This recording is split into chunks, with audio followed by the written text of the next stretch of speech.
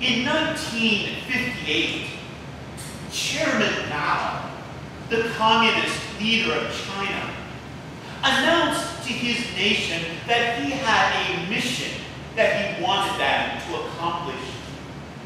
And that mission became known as the 4 Pest Campaign.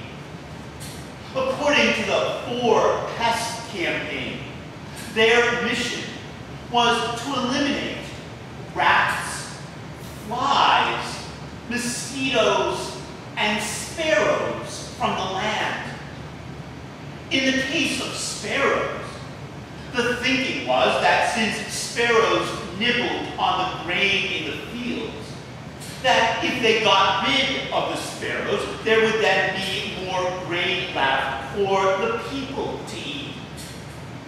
And so, as part of the mission to get rid of sparrows, at dusk each night, whole villages would turn out into the streets and bang on pots and pans in order to scare the sparrows up into the air, where they would then flap their wings until they became exhausted and would collapse to the ground and die. But pretty soon, after the Chinese people became rather successful at getting rid of all the sparrows, they discovered that there was nothing left to deal with the insect population. And so pretty soon the locust population exploded and whole hordes of locusts began to swarm across the land, devouring many of their crops. And in the end, it's estimated that the number of people who died from starvation because of all that was somewhere between 30 and 50 million people. That's what tends to happen when we pursue missions that are of our own creation. That's what tends to happen when we pursue missions that are not of God's choosing, but are of our own choosing. As the Gospel of Matthew comes to a close, the risen Jesus appears to 11 of his disciples on a hilltop in Galilee, and he tells them what their mission is. He speaks to them what is commonly known as the Great Commission. All authority in heaven and on earth has been given to me. Go, therefore, and make disciples of all nations, baptizing them in the name of the Father and of the Son and of the Holy Spirit, and teaching them to obey all that I have commanded you.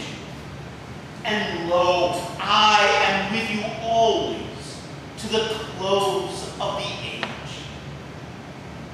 That was the mission that Jesus gave to those first believers. And that is the very same mission that Jesus gives to us, even today. But notice some things about that Great Commission. First off, it didn't take place in the holy city of Jerusalem, or even in Rome, the capital of the empire. No, it took place on a remote hilltop in Galilee. That was a way of saying that it took place out in the middle of nowhere, in the sticks. And second, notice to whom the Great Commission is given. It says that 11 of the disciples were there on that hilltop. Why not 12, the complete number? Well, as you may recall, by this point in the story, Judas, who had betrayed Jesus and had a hand in having Jesus crucified, that Judas felt so bad about what he had done that he had gone off and hanged himself. But the 11 other disciples who are there with Jesus on that hilltop hero saints in comparison. No, we're told that while they did bow down and worship Jesus there, we're also told that they doubted. After all that time, after those 3 years of being with Jesus and living with Jesus, they still had their doubts. But the good news in all of that is that if Jesus was willing to entrust his mission to people like that, to people who had their share of fears and doubts, then the good news is that Jesus is also willing to entrust his mission to people like us.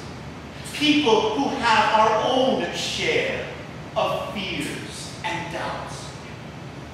And the reason that Jesus is able to entrust his mission to us is because the success of that mission does not rest in our hands.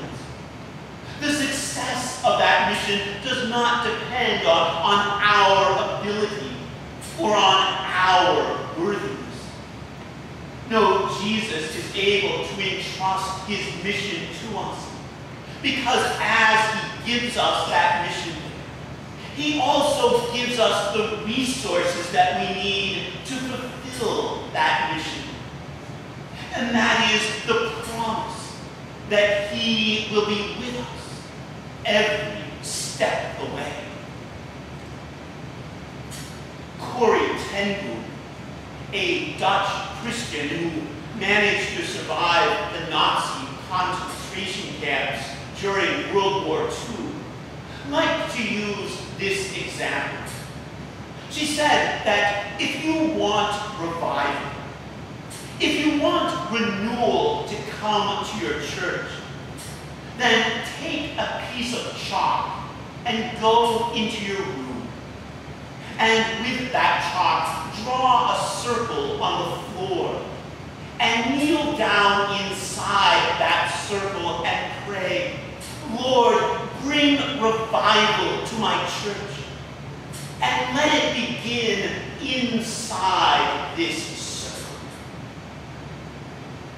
What Corrie ten Boom was getting at, of course, is the fact that in order for God to do great things in our lives or in our churches or in the world, we shouldn't just be sitting around on our thumbs waiting for more people or more money or more resources before God will act. No, God is ready to act. The moment we turn to God and say, here I am, God. Teach me. Lead me. Show me what it is that you want me to do. The author of a book I was recently reading made this observation. The author writes, it appears that a good church upbringing will do many marvelous things for you. But one of the unfortunate things it also does is convince you that Jesus is to be worshipped